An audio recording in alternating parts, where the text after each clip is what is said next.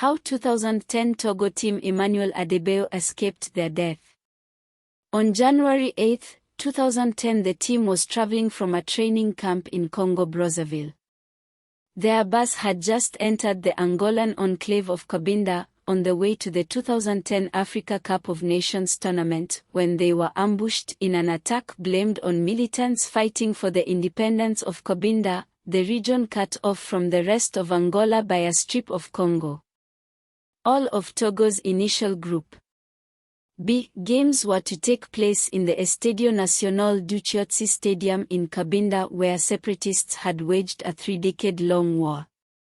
A little-known offshoot of the Front for the Liberation of the Enclave of Cabinda, a group promoting independence for the province of Cabinda, known as the Front for the Liberation of the Enclave of Cabinda, military position, FLCPM, claimed responsibility for the attack.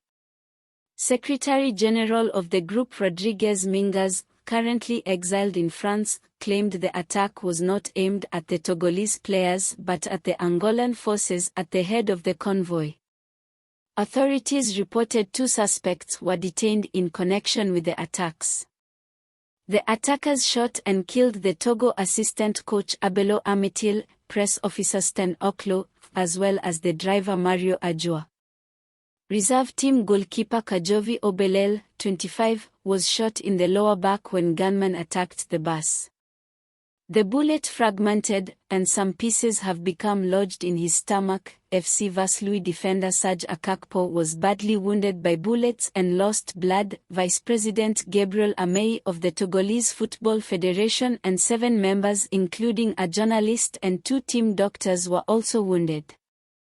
Thomas Dossavi, a Togo striker who played for the French club Nantes, told the French radio station RMC, "It was a real hell. 20 minutes of shots, of blood and fear. They were armed to the teeth. We were machine-gunned like dogs and had to remain hidden under our seats for around 20 minutes to avoid the bullets."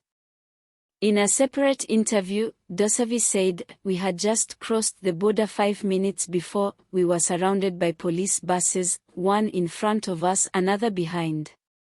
Everything was fine, and then there was a powerful burst of gunfire. Everyone threw themselves under the seats and tried to protect themselves, but some couldn't escape the bullets. The attack, lasted a good 15 minutes. The police fired back, but really, it was hard to handle, and it still is now. I'm shocked. When we got off the bus, we were asking ourselves why us. We were crying and thanking God." Midfielder Richmond Fossen said the number of injuries could have been much higher had the gunman not originally fired on the wrong bus. "It was the bus carrying our baggage, which was in front of us, which they fired on the most," he told Canal Plus.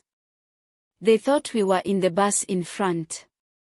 Emanuel Debayo said the attack was one of the worst things I've ever been through in my life.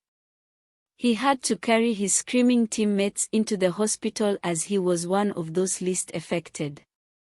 Emanuel Debayo said, "I think a lot of players want to leave. I don't think they want to be at this tournament anymore because they have seen their death already.